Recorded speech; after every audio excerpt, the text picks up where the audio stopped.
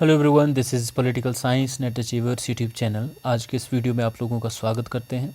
आज हम बात करेंगे नेशनलिज्म और इंडियन नेशनल मूवमेंट से रिलेटेड बहुत ही इंपॉर्टेंट क्वेश्चंस। अगर आप मेरे चैनल पर नए हो, मेरे चैनल को सब्सक्राइब ज़रूर कर दीजिए और बेल आइकन को भी प्रेस कर दीजिए ताकि अपकमिंग वीडियोस की नोटिफिकेशन भी आपको मिलती रहे। तो गाइज़, हमारे पास बहुत ही इंपॉर्टेंट क्वेश्चंस हैं nationalism and Indian national movement से related.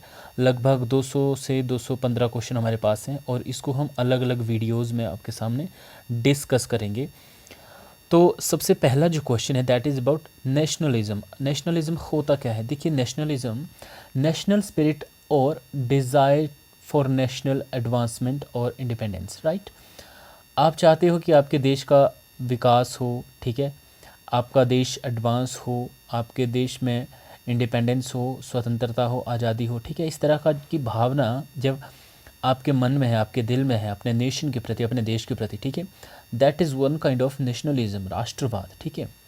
Second one, that Indian nationalism to a great extent is the result of British imperialism. Bharat में जो राष्ट्रवाद का जो विकास होता है, ठीक है, कहीं ना कहीं काफ़ी ज़्यादा हद तक वो किस चीज़ का परिणाम था? वो ब्रिटिश इम्पीरियलिज्म का परिणाम था। क्यों? क्योंकि ब्रिटिशर्स के अधीन हम रहे 200 से 250 साल तक, जो है हम ब्रिटिशर्स के गुलाम रहे। और भारत में जो राष्ट्रवाद का उदय किस तरीके से होता है? जैसे ब्रिटिशर्स की जो एक पॉलिसी थी, ठीक है, इम्पीरियलिज्म, जो साम्राज्यवाद की जो एक नीति थी उनकी, कि जितने ज़्यादा से ज़्यादा प्रॉपर्टी या ज़्यादा से ज़्यादा कंट्रीज़ को जो है अपने अधीन किया जाए, अपने साम्राज्य का विस्तार किया जाए, ठीक है। जब उन्होंने वो नीति अपनाई, ठीक है, तो कहीं ना कहीं भारतीयों के साथ वो शोषण भी करने लगे, भारतीयों के प्रति शोषण होने लगा, जिससे भारतीयों को ये एहसास होने लगा कि उनके साथ जो है हर क्षेत्र में ब्रिटिशर्स के द्वारा ज़्यादती हो रही।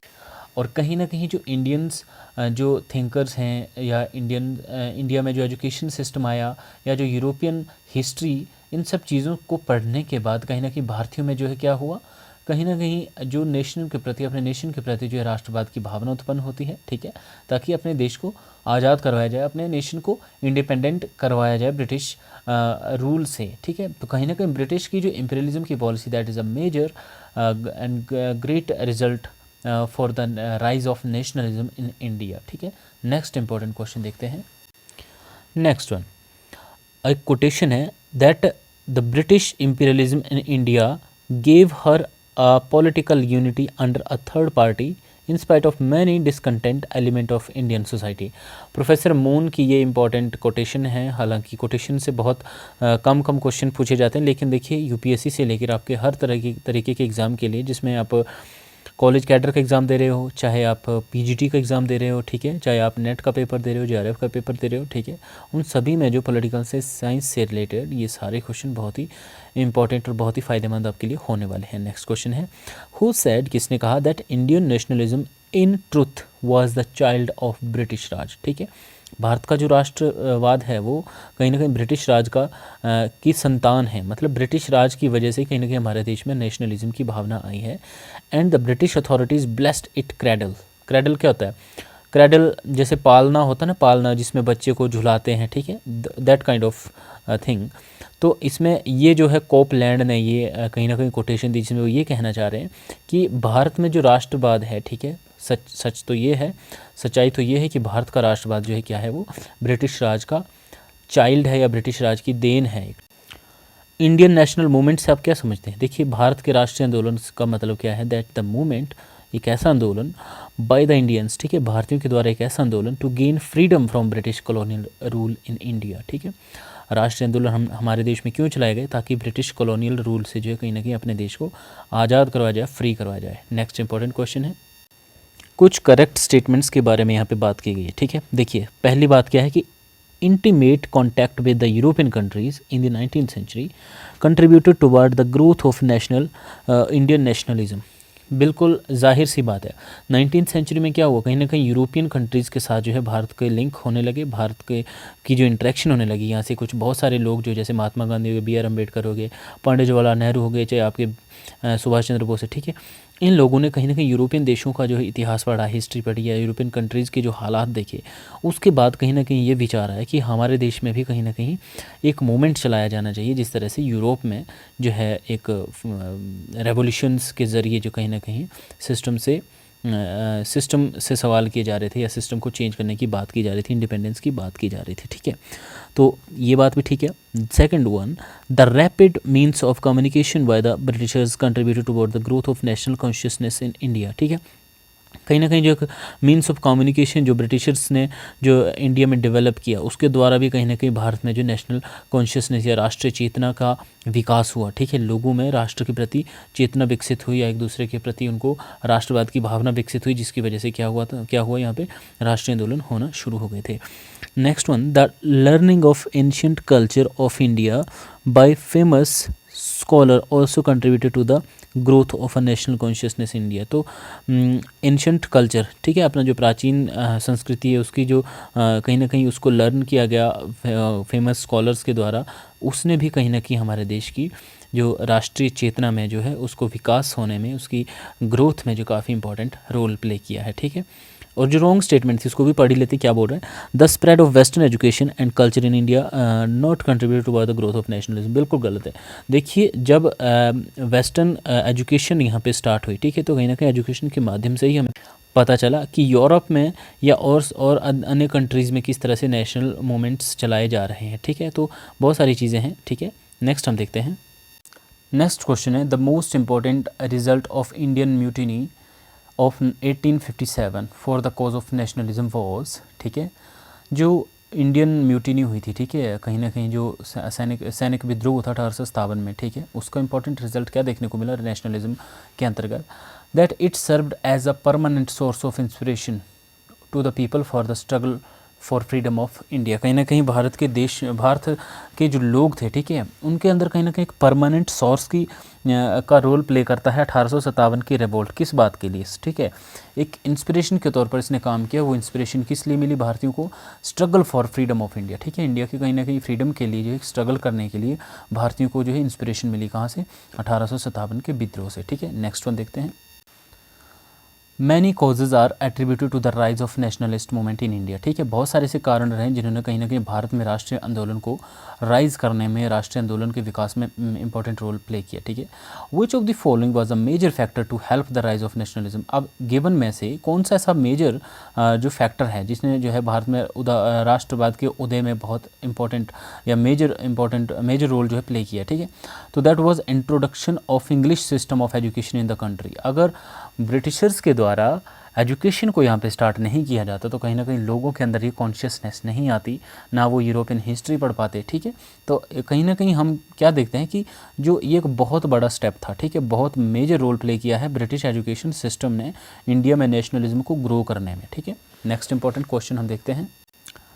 3 चीज़ें हैं, लिबर्टी, इक्वालिटी एंड फ्रेटर्निटी, ठीक है। This inspiration was derived from the कहाँ से, ये फ्रेंच रेवोल्यूशन, जो फ्रेंच रेवोल्यूशन हुई थी 1789 में, वहाँ से हमने 3 चीज़ें ली है, ठीक है, एक लिबर्टी, इक्वालिटी और फ्रेटर्निटी, स्वतंत्रता, समानता और भातृभाव या भाईचारा, ठीक है। ये 3 कॉन्सेप्ट हमने कहाँ से लिए हैं, ये फ्रेंच रेवोल्यूशन से लिए। और बहुत बार ये क्वेश्चन जो है नेट के एग्जाम में भी पूछा जाता है और यूपीएससी के एग्जाम्स में भी कई बार क्वेश्चन रिपीट होता है, ठीक है। नेक्स्ट क्वेश्चन है, who said good government was never a good substitute for self government. तो ये स्वामी दयानंद ने ये कोटेशन दी गई है, that good government was never a good substitute for self government, ठीक है। नेक्स्ट हम देखते हैं नेशनलिज्म इन इंडिया, ठीक है, भारत में जो राष्ट्रवाद है इट वाज इन्फ्लुएंस्ड किसने इसको इन्फ्लुएंस्ड किया सबसे ज़्यादा, एक तो आर्य समाज मूवमेंट और दूसरा ब्रह्मो समाज मूवमेंट, ठीक है। आपने मुझे कमेंट में बताना है कि आर्य समाज मूवमेंट जो है किसने चलाया और ब्रह्मो समाज की स्थापना किसने की है, ठीक है, और कब की गई है, तो कमेंट में मुझे इसके बारे में बताइए, ठीक है। नेक्स्ट क्वेश्चन है that first modern man in India is, ठीक है, भारत में जो फर्स्ट मॉडर्न मैन किसको माना जाता है, राजा राम मोहन रॉय को माना जाता है first modern man in India. Next question देखते हैं। देखिए, ऐसे भी क्वेश्चन पूछा जा सकता है कि विच of the following did not contribute toward the development of nationalism in India, ठीक है, भारत में राष्ट्रवाद के उदय में या राष्ट्रवाद के विकास में कौन सा फैक्टर है जिसने इंपॉर्टेंट रोल प्ले नहीं किया है, ठीक है। तो देखिए, ब्रिटिश इंपीरियलिज्म, तो हमने देखा कि ब्रिटिश इंपीरियलिज्म की वजह से भी कहीं ना कहीं भारत में राष्ट्रवाद का उदय हुआ। Religious and social reform movement, जो भारत में जो अलग अलग धार्मिक और समाज सुधार जो आंदोलन हुए, ठीक है, उन्होंने भी कहीं ना कहीं भारत में राष्ट्रवाद के उदय में इंपॉर्टेंट रोल प्ले किया है। तीसरा है contact with European countries, European country के साथ जो कॉन्टैक्ट हुआ था भारतीयों का, ठीक है, थ्रू एजुकेशन, उसने भी कहीं ना कहीं भारत में जो है मूवमेंट को या नेशनलिज्म को जो है डेवलप करने में काफ़ी इंपॉर्टेंट रोल प्ले किया। लेकिन जो कास्ट सिस्टम है ये एक्चुअली भारत की एक सामाजिक बुराई है, सामाजिक बीमारी है कास्ट सिस्टम, और इसने किसी भी तरीके से राष्ट्रवाद को बढ़ावा देने में या राष्ट्रीय आंदोलन में जो है कोई भी किसी तरीके का कोई भी रोल प्ले नहीं किया है कास्ट सिस्टम ने, ठीक है। नेक्स्ट क्वेश्चन देखते हैं, ये भी बहुत इंपॉर्टेंट रोल है। देखिए, who of the following brought glory to the Hindu religion in foreign countries, foreign countries में हिंदू धर्म के प्रति जो है ग्लोरी, या हिंदू धर्म को किसने जो है ग्लोरीफाई किया है, तो वह है स्वामी विवेकानंद ने, ठीक है। नेक्स्ट देखते हैं, next and very important question, who out of the following was greatly responsible for the popularisation of ancient Indian literature, ठीक है। एंशियंट इंडियन लिटरेचर और संस्कृत को जो है पॉपुलर किसने किया था अमंग यूरोपियंस, ठीक है। संस्कृत लैंग्वेज और लिटरेचर को जो यूरोपियंस के बीच में किसने पॉपुलर किया, इसके लिए किसको क्रेडिट जाता है, तो ही इज़ मैक्स मूलर, ठीक है। तो ये आपने याद रखना, बहुत इंपॉर्टेंट क्वेश्चन है। नेक्स्ट क्वेश्चन देखते हैं, what role did the Indian press play in the national movement, ठीक है। नेशनल मूवमेंट में या राष्ट्रीय आंदोलन में इंडियन प्रेस का क्या रोल रहा है या क्या रोल निभाती है, ठीक है। तो many newspaper took active part in propagating the freedom movement, ठीक है। कई सारे न्यूज़पेपर्स ने जो है कहीं ना कहीं फ्रीडम मूवमेंट को जो प्रोपोगेट करने में जो है काफ़ी एक्टिव रोल प्ले किया हुआ है, ठीक है। नेक्स्ट क्वेश्चन देखते हैं, who out of the following was a great Muslim reformer of the 19th century, ठीक है। 19वीं शताब्दी का जो ग्रेट मुस्लिम में जो है ग्रेट रिफॉर्मर कौन था, ठीक है, मुस्लिम्स में, तो ये था 19th सेंचुरी का जो सर सईद अहमद खान थे, ठीक है। इन्होंने कहीं ना कहीं मुस्लिम कम्युनिटी में जो है रिफॉर्म की बात की है, ठीक है। नाउ द बहावी मूवमेंट वाज बहावी मूवमेंट क्या था, a rebellion movement led by S.A. Barelvi, ठीक है। तो ये भी याद रखना कि बहावी मूवमेंट को किसने लेड किया था, ये S.A. बरेलवी ने जो है इसको लेड किया था और एक रिवेलियन मूवमेंट था, ठीक है। नेक्स्ट हम देखते हैं, सर सईद अहमद खान, अभी हमने जो ऊपर पढ़ा कि जो मूवमेंट्स जो मुस्लिम्स में जो है सर सईद अहमद खान काफ़ी इंपॉर्टेंट रोल प्ले करते हैं मुस्लिम में जो है 19th सेंचुरी में जो है मुस्लिम कम्युनिटी में रिफॉर्म की, ठीक है। तो वो क्या चाहते थे, that he wanted the Muslim to moderate their life by learning western culture and education. Sir Syed Ahmad Khan ये चाहते थे कि मुस्लिम क्या करें, कहीं ना कहीं खुद को मॉडरेट करें, ठीक है। कैसे, बाय लर्निंग वेस्टर्न कल्चर और एजुकेशन को लर्न करके खुद को मॉडरेट करें, ठीक है, मुस्लिम्स, ये सर सईद अहमद खान चाहते थे। नेक्स्ट हम देखते हैं, which of the following books was known as the Bible of modern Bengali patriotism, ठीक है। कौन सी बुक को जो है बाइबल माना जाता है मॉडर्न बंगाली पैट्रियटिज्म का, ठीक है। बंगाली जो पैट्रियटिज्म है, ठीक है, उसका जो है जो बाइबल माना जाता है तो आनंद मठ को, ठीक है। और आनंद मठ से जो कहीं ना कहीं जो राष्ट्रगीत लिया है, ठीक है, बंकिम चंद्र चटर्जी द्वारा, ठीक है। Now next one, whose period out of the following has been known as the seed time of the Indian nationalism, Indian nationalism का जो सीड टाइम था वो किसके टाइम पीरियड को माना जाता है, तो लॉर्ड लिटन, ठीक है। लॉर्ड लिटन जो थे इनके टाइम को जो है इंडियन नेशनलिज्म में जो है इनको जो है क्या माना जाता है, seed time of Indian nationalism माना जाता है, ठीक है, लॉर्ड लिटन को। Next one, that Indian national song Vande Mataram was written by, तो अभी मैंने ऊपर बताया भी, अगर आपको याद रहा तो मुझे कमेंट करके बताओ कि वंदे मातरम जो किसने लिखा और कहाँ से लिया गया, ठीक है। नेक्स्ट हम देखते हैं, the notorious vernacular press act, ठीक है। The notorious vernacular press act कब का था, ये 1878 का था। ये क्या था, it discriminated against the newspapers and journals published in Indian language, ठीक है।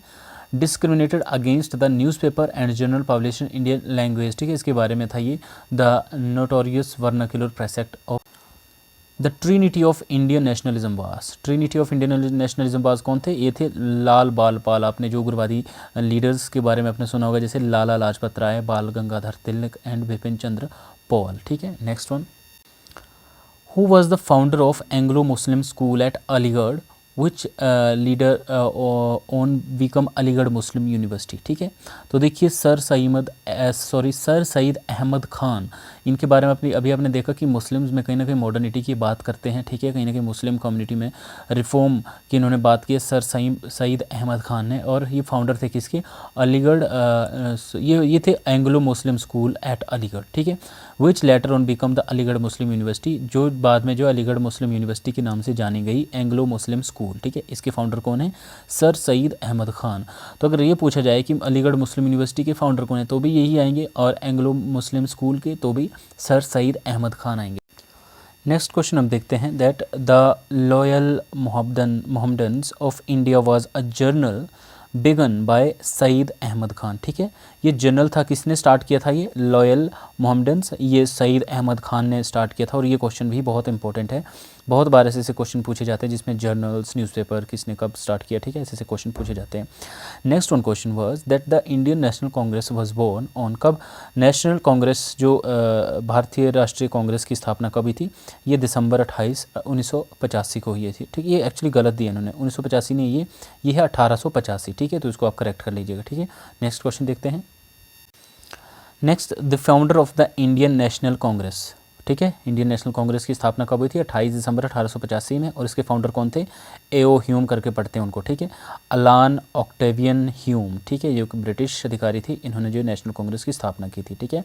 Now next question was that who was the viceroy of India when the Indian national Congress was founded? तो लॉर्ड डरफिन जो है उस टाइम वाइसराय थे हमारे देश के, जब भारतीय राष्ट्रीय कांग्रेस की स्थापना हुई थी 1885 में, सॉरी 28 दिसंबर 1885 में एओ ह्यूम द्वारा इसकी स्थापना हुई थी, और लॉर्ड डरफिन उस टाइम के वाइसराय थे, ठीक है। नेक्स्ट क्वेश्चन देखते हैं। The Indian national Congress was born at, कहाँ पे इसकी स्थापना हुई थी? बॉम्बे में हुई थी, ठीक है। कब हुई थी? 1885 में, 28 दिसंबर। और किसने की थी? एओ ह्यूम ने की थी। और उस टाइम के कौन थे हमारे वाइसराय? लॉर्ड डरफिन थे, ठीक है। नेक्स्ट हम देखते हैं that who was the president, ठीक है, first president of Indian national Congress, ठीक है। भारतीय राष्ट्रीय कांग्रेस के जो पहले प्रेसिडेंट थे वो कौन थे? WC बनर्जी, या पूरा नाम इनका है व्योमेश चंद्र बनर्जी, जो first. Indian national Congress was founded in 1885 with the objective of, ठीक है, क्या उद्देश्य लेकर, क्या उद्देश्य सोचकर जो है इंडियन नेशनल कांग्रेस की स्थापना की गई है? कब? 1885 में। तो उद्देश्य क्या था? प्रमोटिंग कोऑपरेशन, ठीक है, कोऑपरेशन को प्रमोट करना था किसके बीच में? Between the national political worker of the country, ठीक है, हमारे देश के जो नेशनल पॉलिटिकल वर्कर थे उनके बीच में कहीं ना कहीं कोऑपरेशन को प्रमोट करना था, इसलिए जो इंडियन नेशनल कांग्रेस की स्थापना की गई थी, ठीक है। नेक्स्ट हम देखते हैं the attitude of the government initially toward the Indian national Congress was, ठीक है, शुरू में जब नेशनल कांग्रेस बनाई गई तो गवर्नमेंट का जो कौन सी गवर्नमेंट थी, ठीक है, ब्रिटिश गवर्नमेंट, उनका जो एटीट्यूड किस तरीके का था, ठीक है, शुरू में, तो दैट वाज फ्रेंडली, ठीक है, फ्रेंडली था, मित्रतापूर्ण उनका जो है कहीं ना कहीं नज़रिया था। In the beginning, which one of the following method was adopted by the Indian National Congress to achieve its objective? ठीक है, शुरू में जब नेशनल कांग्रेस बनी थी तो इसने जो अपने ऑब्जेक्टिव्स को अचीव करने के लिए किस तरीके का मेथड जो यूज़ किया था, ठीक है। तो to rouse public opinion both in India and England by passing resolution and sending deputation and petitions, ठीक है, कहीं ना कहीं प्रार्थनाओं के द्वारा या रेजोल्यूशंस के द्वारा जो कहीं ना कहीं अपनी मांगों को मनवाने की उन्होंने कोशिश की है, ठीक है, शुरू में, ठीक है। उसके बाद जो है एक एक्सट्रीमिस्ट दौर भी आया है, ठीक है। नेक्स्ट हम देखते हैं that out of the following who was not a moderate और एक्सट्रीमिस्ट, ठीक है, मॉडरेट होते उदारवादी, जो एक्सट्रीमिस्ट थे वो थे उग्रवादी लोग, जो, ठीक है, ऐसे नेता जो प्रार्थनाओं या रेजोल्यूशंस के द्वारा जो अपनी मांगों को मनवाना चाहते थे वो उन्हें उदारवादी कहा गया। और जो कहीं ना कहीं ब्रिटिशर्स को मुंह तोड़ जवाब देकर भगाना चाहते थे, ठीक है, कहीं ना कहीं अहिंसा का सहारा लेकर, ठीक है, उन लोगों को जो उग्रवादी कहा जाता था। अब यहाँ पे पूछा गया है कि इनमें से कौन सा मॉडरेट नहीं है, तो जो गोपाल कृष्ण गोखले है, दादा भाई नौरोजी है, फिरोज शाह मेहता, ये सारे जो है मॉडरेट लीडर थे हमारे देश के, जो उदारवादी नेता थे, ठीक है, जो कहीं ना कहीं प्रार्थनाओं, रेजोल्यूशंस, ठीक है, इन सब चीज़ों में विश्वास करते थे कि उसके द्वारा जो ब्रिटिश से अपनी मांगे मनवाएंगे। लेकिन बाल गंगाधर तिलक जो है मॉडरेट नहीं थे, ये वॉज एक्सट्रीमिस्ट। बाल गंगाधर तिलक के साथ साथ विपिन चंद्र पॉल हो गए, आपके लाला लाजपत राय, ये जो है एक्सट्रीमिस्ट थिंकर्स थे, ठीक है। नेक्स्ट हम देखते हैं moderate had no faith in use of violent method. तो जैसे हमने ऑलरेडी बताया कि जो मॉडरेट थिंकर्स थे, जो उदारवादी जो नेता थे भारतीय स्वतंत्रता संग्राम में, वो लोग जो है वायलेंट मेथड में जो विश्वास नहीं करते थे, ठीक है। अब सुरेंद्र नाथ बनर्जी वाज अ मॉडरेट, तो हमने जैसे ऑलरेडी बताया कि कौन कौन थे, जैसे हमने बात की इसमें कि गोपाल कृष्ण गोखले हो गए, दादा भाई नौरोजी हो गए, फिरोज शाह मेहता, और उनके साथ साथ जो सुरेंद्र नाथ बनर्जी भी कहीं ना कहीं मॉडरेट लीडर थे, ठीक है। Next question a change come in the attitude of the government toward the Indian national Congress in कब चेंज कब आया, ये 1888 में आया था, ठीक है। जबकि शुरू में ये फ्रेंडली रह रहे थे, लेकिन धीरे धीरे इनमें चेंज आता गया एटीट्यूड, गवर्नमेंट के एटीट्यूड में टुवर्ड इंडियन नेशनल कांग्रेस। ये कब आया, 1888 में। Next important question, which of the following was a cause of the rise of extremism in the Indian national movement. अब यहाँ पे देखिए, जो हमने शुरुआती दौर देखा राष्ट्रीय कांग्रेस का, वो था मॉडरेट का, ठीक है, उदारवादी नेताओं का दौर था। लेकिन उसके बाद क्या हुआ, एक्सट्रीमिज़म, उग्रवादी जो लीडर्स का दौर शुरू हुआ। वो क्यों, उग्रवाद क्यों आया हमारे नेताओं के अंदर, ठीक है, उसके कुछ रीज़न थे, ठीक है। Victory of Japan over Russia, ठीक है, जापान जैसे छोटे देश ने जो रशिया के ऊपर विजय प्राप्त कर ली, ठीक है। तो कहीं ना कहीं उससे भी हमारे देश के लोगों को लगा कि यार हमारी तो कंट्री बड़ी है, ठीक है, हम अगर एकजुट हो जाए तो हम अंग्रेज़ों को कभी भी भगा सकते हैं, ठीक है। एक तो इस चीज़ ने जो है यहाँ पे इंडियंस को जो है मोटिवेट किया। दूसरा था लॉर्ड कर्जन की जो रेसिस्ट पॉलिसी थी, ठीक है, लॉर्ड कर्जन के द्वारा जो कहीं ना कहीं रेसिस्ट पॉलिसी जो उसके द्वारा अपनाई गई, उसके द्वारा उसके उपरांत भी कहीं ना कहीं जो एक्सट्रीमिज़म का उदय यहाँ पे होना शुरू हो गया। और तीसरा क्या था, failure of the Congress policy of prayer, petition and pleasing. जो मॉडरेट लीडर थे कांग्रेस के, ठीक है, उनके द्वारा जो प्रेयर की, मतलब प्रार्थना करके, पिटिशन करके या हाथ पैर जोड़कर जो अंग्रेज़ों से जो मांगे अपनी मनवाने की कोशिश कर रहे थे, उसमें वो फेल हुए, जिस वजह से जो कुछ एक नेताओं में काफ़ी उग्र रोष उत्पन्न हो गया, ठीक है, कि इस तरीके से आज़ादी नहीं मिलने वाली है, ठीक है। नेक्स्ट क्वेश्चन है that the leader of the extremist group in the Indian national Congress was बाल गंगाधर तिलक। अब जी, और मौलाना अबुल कलाम आज़ाद, गोपाल कृष्ण गोखले या दादा भाई नौरोजी, ये जो है वो लोग थे जो मॉडरेट थे। लेकिन बाल गंगाधर तिलक जो इसमें से एक्सट्रीमिस्ट थे, वो मॉडरेट नहीं थे, ठीक है। नेक्स्ट क्वेश्चन देखते हैं, who among the following said, किसने कहा that repression if it is legal, ठीक है, अगर तो ये कानूनी है, it must be resisted peacefully, and if it is illegal it must be illegally met, ठीक है। तो ये किसने कहा, ये बाल गंगाधर तिलक ने कहा है, ठीक है। और नेक्स्ट इंपॉर्टेंट जो एक क्वेश्चन है, जैसे मैंने ऑलरेडी बताया कि आपको ये याद रखना है कि एक्सट्रीमिस्ट कौन कौन थे और आपके जो है मॉडरेट कौन कौन से थिंकर है। तो who out of the following was not a extremist, तो दादा भाई नौरोजी जो है एक्सट्रीमिस्ट नहीं थे, ये मॉडरेट थिंकर थे। और बाल गंगाधर तिलक, बिपिन चंद्र पाल और लाला लाजपत राय, ये जो है कहीं ना कहीं एक्सट्रीमिस्ट लीडर थे हमारे देश के राष्ट्रीय आंदोलन के, ठीक है। नेक्स्ट हम देखते हैं न्यूज़पेपर द केसरी। जैसे मैंने ऑलरेडी बताया कि न्यूज़पेपर है चाहे जर्नल है, वो भी आपको याद रखने पड़ेंगे कि इसने जो है कौन सा न्यूज़पेपर या जर्नल जो स्टार्ट किया था, क्योंकि लोगों तक अपनी बात तो पहुंचानी थी ना, लोगों को यूनाइट करना था, अपने देश के प्रति उजागर करना था, लोगों को कॉन्शियस करना था, ठीक है। तो उसके लिए केसरी न्यूज़पेपर जो किसने पब्लिश किया था, ये बाल गंगाधर तिलक ने किया था, ठीक है। और नेक्स्ट इंपॉर्टेंट है the servant of Indian society was founded by, the servant of Indian society was founded by Gopal Krishna Gokhale, ठीक है। गोपाल कृष्ण गोखले जो है मॉडरेट थिंकर हैं, मॉडरेट लीडर हैं, उदारवादी नेता हैं, और उन्होंने the servant of Indian society की स्थापना की थी, ठीक है। नेक्स्ट हम देखते हैं, ये काफ़ी इंपॉर्टेंट कोटेशन है that freedom is my birth right, ठीक है, स्वतंत्रता मेरा जन्म सिद्ध अधिकार है, and I shall have it, और मैं इसे लेके रहूँगा। तो ये बाल गंगाधर तिलक ने ली है, और तिलक जो है एक उग्रवादी नेता हैं, एक एक्सट्रीमिस्ट लीडर हैं, ठीक है। नेक्स्ट हम देखते हैं, which of the following the extremist did not believe, ठीक है। एक्सट्रीमिस्ट जो उग्रवादी नेता थे उनका किस में विश्वास नहीं था। देखिए, method of petition, prayer and pleasing, क्योंकि मेथड किसका था, ये था मॉडरेट लीडर्स का, ठीक है, कहीं ना कहीं अपनी मांगों को मनवाने का जो एक तरीका था, तो ये जो है उग्रवादी नेताओं को पसंद नहीं था, ठीक है। नेक्स्ट हम देखते हैं, the moderate were popular during the year 1895 से 1905 तक, ठीक है। जो मॉडरेट थे, आपके जो उदारवादी नेता थे, वो कब पॉपुलर हुए, वो 1895 से लेकर 1905 तक के जो है काफ़ी पॉपुलर हुए, ठीक है। Next question, the extremist were popular during, उसके बाद जो देखिए 1895 से लेकर 1905 तक जो था वो थे आपके मॉडरेट का टाइम था, लेकिन उसके बाद जो धीरे धीरे एक्सट्रीमिज्म आया, ठीक है, उग्रवादी नेताओं का अस्तित्व आया, तो ये जो 1905 से लेकर 1920 तक ये लोग रहे। देयर वॉज अ स्प्लिट, ठीक है, between the moderate and extremist of the Indian national Congress, ठीक है। भारतीय राष्ट्रीय कांग्रेस में जो है क्या हुआ, स्प्लिट हुआ, ठीक है, कहीं ना कहीं विभाजन हुआ मॉडरेट और एक्सट्रीमिस्ट, ठीक है। जो कांग्रेस का विभाजन होता है 1907 में सूरत सेशन में, ठीक है। तो ये इंपॉर्टेंट है, ठीक है। और the Surat session of the Indian national Congress was held in the year, कब हुआ था ये 1907 में। सूरत कहाँ है? गुजरात में, ठीक है। तो गुजरात में जो गुजरात के सूरत में 1907 में जो कांग्रेस का सेशन हुआ था, वहाँ पे कांग्रेस का कहीं ना कहीं विभाजन हो गया था, दो धड़ों में बंट गया था, एक एक्सट्रीमिस्ट और एक मॉडरेट में, ठीक है। तो आज के वीडियो में इतना ही। इससे आगे जो है लगभग हमारे पास 160 से 70 क्वेश्चन और हैं, तो उनको हम दूसरी वीडियो में डिस्कस करेंगे, ठीक है। तो अगर आप मेरे चैनल पर नए हो तो मेरे चैनल को सब्सक्राइब ज़रूर कर दीजिए और बेल आइकन को भी प्रेस कर दीजिए ताकि आपको अपकमिंग वीडियोज़ की नोटिफिकेशन मिलती रहे। और आई होप, मुझे उम्मीद है अगर आप इन क्वेश्चंस को आप ध्यान से पढ़ेंगे तो आपको सारा जो इंडियन नेशनल मूवमेंट में जो है जितने भी इंपॉर्टेंट क्वेश्चन आपको एग्जाम में पूछे जाते हैं, वो आपको एक तरह से आपकी लगभग 70% आपकी प्रेपरेशन इन्हीं क्वेश्चन से आपकी हो जाएगी, ठीक है।